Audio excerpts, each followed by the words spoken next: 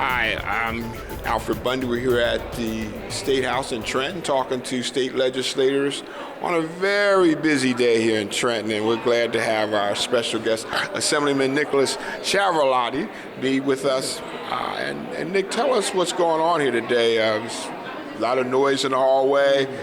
Somebody said you got 167 bills to look at. At least. Actually, today is a busy day. Obviously, everyone's very focused on the budget, which we're pretty confident will pass the Assembly and the Senate and get to the governor, and then we'll see what that process follows. But we also have a lot of other bills on the agenda. You know, myself, I have two bills, actually four bills up, but on two issues. One is the Patient Protection Act, which is intended to give rights to patients who are in hospitals to make sure that they're informed when they're being transferred out of state, that they have options in state, number one, and two, that they're making decisions. It's really intended to empower the patient. The second one, which is a little bit more nerdy, but is near and dear to my heart, is net neutrality, which is a three-bill package, not especially loved by Altice, but would allow for the internet to remain free. And one of the things we have seen under the Trump administration is the rollback of a lot of these Obama-era strategies. And this is really important, not only to individuals, but to small businesses, to make sure that everyone can play on an even playing field. And you need to talk a little bit more about that, because right now, cybersecurity is a great concern. People don't know and afraid. Does this impact on regulation at all? It does. What it basically, although this is a federal issue, we are taking steps here in New Jersey to make sure that internet service providers, ISPs, are not allowed to create or to slow down traffic based upon websites. And we've seen examples where entities partner or they acquire a social media platform, so i.e. someone buys Facebook and then all of a sudden, or buys YouTube, and all of a sudden, you know, YouTube speed is quick, but all the other channels are slower. So that's why it's important. You know, it's also, the small businesses are really being driven, right? Small business growth is being driven by the internet.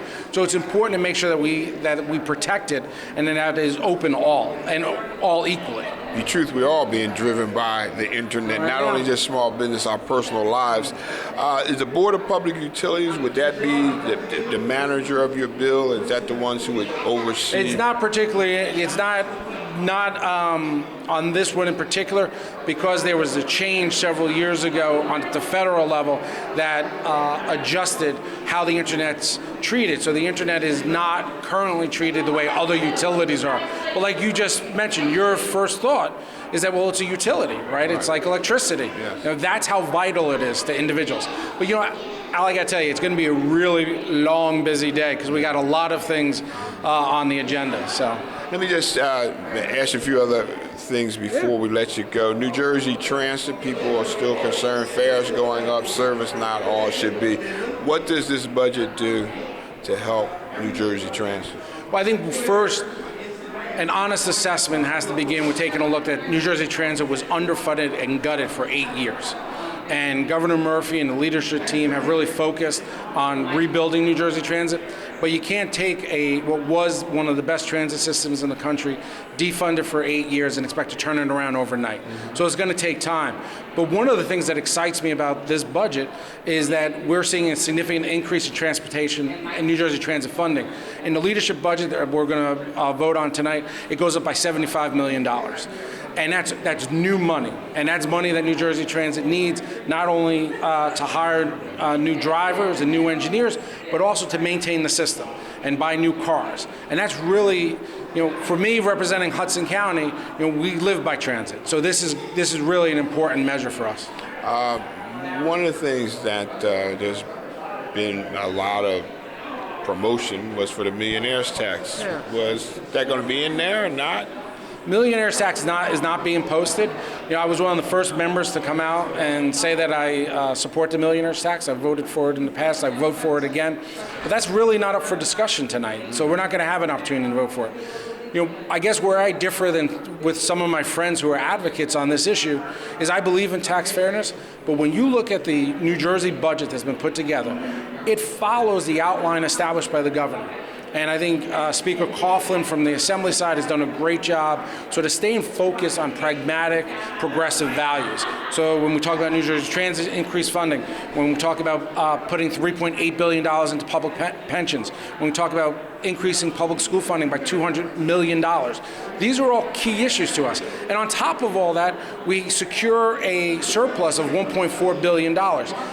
This, if you compare where we are today from where we were 3 years ago, is night and day. So I think there's a lot to celebrate, and I'm only hoping that over the next 10 days, we'll be able to work with the governor and we'll be able to all agree by July 1, because I think it's in everyone's best interest.